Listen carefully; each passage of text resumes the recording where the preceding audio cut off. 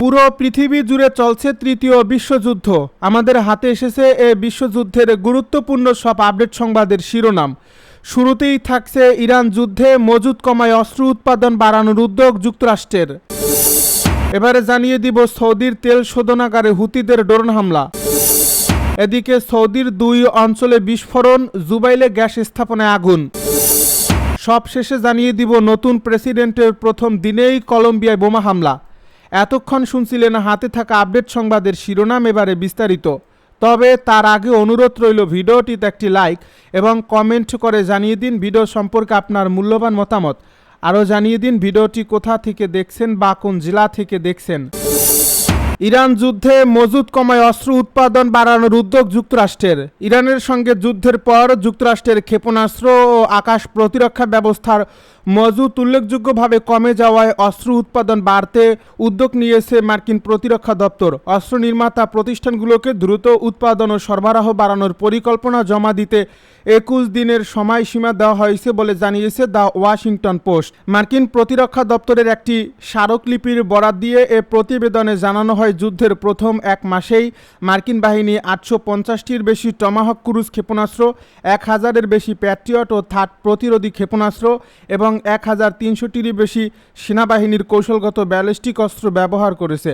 যুদ্ধের আগে বিশ্বজুড়ে প্যাট্রিয়ট ক্ষেপণাস্ত্রের মজুদ ছিল প্রায় 2200টি। সাম্প্রতিক হিসাব অনুযায়ী সেই সংখ্যা এখন 827টিরও নিচে নেমে এসেছে। একইভাবে থার্ড ক্ষেপণাস্ত্রের মজুদ 452 থেকে কমে 278টির নিচে নেমেছে বলে প্রতিবেদন উল্লেখ করা হয়েছে। অস্ত্রের মজুদ দ্রুত পূরণ করতে এরই মধ্যে বড় কয়েকটি মার্কিন অস্ত্র নির্মাতা প্রতিষ্ঠানের সঙ্গে চুক্তি করেছে পেন্টাগন। এর মধ্যে লকহিড মার্টিন ও নর্থরপ গ্রুপম্যান প্যাট্রিয়ট ও থার্ড ক্ষেপণাস্ত্রের উৎপাদন বাড়ানোর কাজ করছে। পাশাপাশি তুলনামূলক কম খরচে অস্ত্র উৎপাদনের জন্য নতুন প্রতিরক্ষা প্রতিষ্ঠানগুলোকেও কাজে লাগানো হচ্ছে। লকহিড মার্টিনকে 2030 সালের মধ্যে PAC-3 প্রতিরোধী ক্ষেপণাস্ত্রের উৎপাদন 3 গুণ বাড়ানোর জন্য সর্বোচ্চ $5,860 কোটি একটি চুক্তি দেওয়া হয়েছে বলেও জানিয়েছে দ্য ওয়াশিংটন পোস্ট। তবে অস্ত্রের মজুদ পুনর্গঠনের এই উদ্যোগের বড় অংশই কংগ্রেসের অর্থ বরাদ্দের উপর নির্ভর করছে। $1,15,000 কোটি প্রতিরক্ষা ব্যয় প্যাকেজটি এখনও আটকে রয়েছে। এর ফলে অস্ত্র উৎপাদন বাড়ানোর জন্য পেন্টাগনের নেওয়া কয়েকটি চুক্তি প্রয়োজনীয় অর্থের অভাবে এগোতে পারছে না। এতে ইরান যুদ্ধে দ্রুত কমতে যাওয়া মার্কিন অস্ত্রের মজুদ কত দ্রুত পুনরায় পূরণ করা সম্ভব হবে তা নিয়ে উদ্বেগ তৈরি হয়েছে। সৌদির তেল শোধনাগারে হুতিদের ব্যাপক ড্রোন হামলা। ইয়েমেনের ইরান সমর্থিত হুতি বিদ্রোহীরা সৌদি আরবের জাজান এলাকায় সৌদি আরামকোর একটি তেল শোধনাগারে ড্রোন হামলা চালিয়েছে। রোববার লোহিত সাগরের তীরে অবস্থিত গুরুত্বপূর্ণ এই তেল শোধনাগারে আগুন লাগার পর এই হামলার দায় স্বীকার করে গোষ্ঠীটি, খবর CNN-এর। এক বিবৃতিতে হুতিরা জানায় তারা ড্রোনের মাধ্যমে জিজানে সৌদি আরামকোর শোধনাগারটি সফলভাবে লক্ষ্যবস্তু করেছে। সাদা ও হাজ্জা প্রদেশের আকাশসীমায় সৌদি ড্রোনের অনুপ্রবেশের জবাব হিসেবে এই হামলা চালানো হয়েছে বলে দাবি করে গোষ্ঠীটি। সৌদি জ্বালানি মন্ত্রণালয় জানিয়েছে, ভোরে জাজানে সৌদি আরামকোর একটি স্থাপনায় আগুন লাগে। পরে এই প্রতিষ্ঠানটির নিজস্ব অগ্নি নির্বাপন দল আগুন নিয়ন্ত্রণে আনে। এ ঘটনায় কেউ আহত হয়নি বলেও জানানো হয়েছে। মধ্যপ্রাচ্যে চলমান যুদ্ধের পরিধি বাড়তে থাকার মধ্যেই এই ঘটনা ঘটল।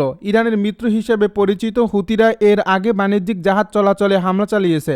সাম্প্রতিক সময়ে সৌদি আরবকে লক্ষ্য করেও হামলা বাড়িয়েছে গোষ্ঠীটি। হুতিদের বারংবার হুমকি সৌদি আরবের জন্য নতুন চাপ তৈরি করছে। হরমুজ প্রণালী কার্যত বন্ধ থাকায় পারস্য উপসাগর থেকে লোহিত সাগর হয়ে রপ্তানির জন্য প্রতিদিন লাখ লাখ ব্যারেল তেল সরিয়ে নেওয়ার রিয়াদের প্রচেষ্টা এতে বাধাগ্রস্ত হচ্ছে।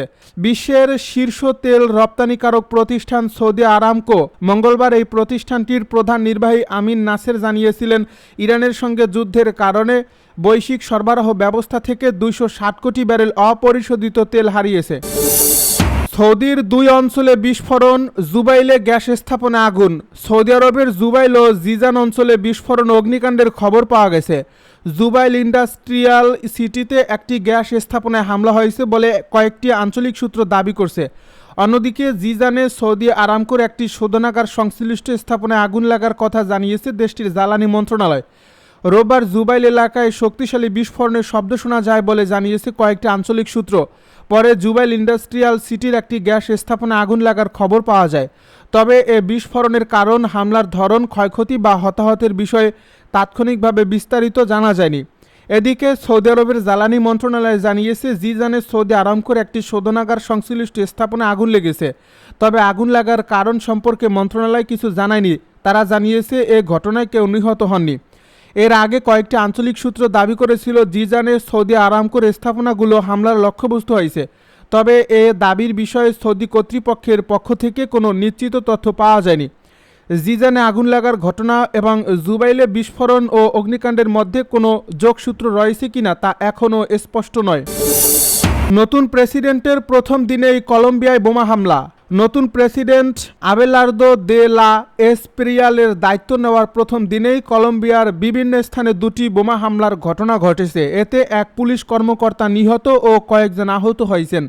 শুক্রবার দক্ষিণ পশ্চিমাঞ্চলীয় শহর ক্যালিতে দেশটির প্রেসিডেন্ট হিসেবে শপথ নেন কট্টর ডানপন্থী নেতা দে লা এসপ্রিয়েলা। দায়িত্ব নেওয়ার পর তিনি কোনো আপোষ ছাড়াই মাদক সন্ত্রাস দমন এবং সশস্ত্র গোষ্ঠীগুলোর সঙ্গে শান্তি আলোচনা বন্ধ করার প্রতিশ্রুতি দেন। শনিবার ভোরে ক্যালির কাছে একটি মহাসড়কের টোল বুথে বিস্ফোরণের ঘটনা ঘটে। কলম্বিয়ার সেনাবাহিনী জানিয়েছে, ফার্কের বিচ্ছিন্নতাবাদী সদস্যরা এই বিস্ফোরক ব্যবহার করে টোল বুথটি উড়িয়ে দেয়। এতে দুজন নিরাপত্তাকর্মী সামান্য আহত হন। ইসরায়েলের বিরুদ্ধে ঐক্যবদ্ধ সামরিক জোট গঠনের আহ্বান পাকিস্তানের। ইসরায়েলকে পুরো মুসলিম বিশ্বের জন্য হুমকি হিসেবে আখ্যায়িত করে দেশটির বিরুদ্ধে এক ঐক্যবদ্ধ সামরিক জোট গড়ে তোলার আহ্বান জানিয়েছেন পাকিস্তানের প্রতিরক্ষা খাজা আসিফ। শনিবার তুরস্ক ও সৌদি আরবের সাথে দেশের ঐতিহাসিক প্রতিরক্ষা চুক্তি স্বাক্ষরের পর জিও নিউজকে দেওয়া এক সাক্ষাৎকারে তিনি এই আহ্বান জানান। পাকিস্তানের সংবাদ মাধ্যম জিও নিউজকে দেওয়া সাক্ষাৎকারে খাজা আসিফ জানান, ইসরায়েলের বর্তমান আচরণ এবং ঐতিহাসিক ইতিহাস পর্যালোচনা করলে দেখা যায় যে 1947 বা 1948 সালের দিকে একটি অবৈধ রাষ্ট্রের জন্ম হয়েছিল, যা মূলত বেলফোর ঘোষণার ফসল। তিনি আরও বলেন, সেই সময় থেকেই লড়াই অব্যাহত রয়েছে এবং ফিলিস্তিনিরা প্রতিরোধ চালিয়ে যাচ্ছে। তাই এই পরিস্থিতি মোকাবেলা করতে পুরো ইসলামিক বিশ্বকে একসাথে এগিয়ে আসতে হবে এবং এ বিষয়ে কোনো দ্বিমতের অবকাশ নেই। পাক প্রধানমন্ত্রী স্পষ্ট করেন, ফিলিস্তিনের জনগণের আশা আকাঙ্ক্ষা অনুযায়ী সমস্যার সমাধান না হওয়া পর্যন্ত এই সংকট স্থায়ী হবে। তিনি জোর দিয়ে বলেন, ইসরায়েল রাষ্ট্রের ফিলিস্তিন বিরোধী ও ইসলাম বিরোধী চরিত্র কখনোই বদলাবে না। যেখানে যেই ক্ষমতায় আসুক না কেন, তারা সবসময় এক মুসলিম দেশকে অন্য মুসলিম দেশের বিরুদ্ধে উস্কে দেওয়ার কাজ চালিয়ে যাবে। জো বাইডেনের শারীরিক অবস্থার অবনতি, ক্যান্সার ছড়িয়েছে হাড়েও। সাবেক মার্কিন প্রেসিডেন্ট জো বাইডেনের শারীরিক অবস্থার মারাত্মক অবনতি ঘটছে। তার প্রোস্টেট ক্যান্সার হাড় ও শরীরের অন্যান্য অংশে ছড়িয়ে পড়ার ফলে তিনি তীব্র যন্ত্রণায় দিন কাটাচ্ছেন। সম্প্রতি বিবিসির বিশেষ সাক্ষাৎকার ভিত্তিক অনুষ্ঠান নিউজ নাইটে দেওয়া এক সাক্ষাৎকারে জো বাইডেনের ছেলে হান্টার বাইডেন বাবার এই গুরুতর অসুস্থতার কথা নিশ্চিত করেছেন। এই সাক্ষাৎকারে হান্টার বাইডেন জানান, তার বাবার এই ক্যান্সারটি দিন দিন আরও ছড়িয়ে পড়ছে।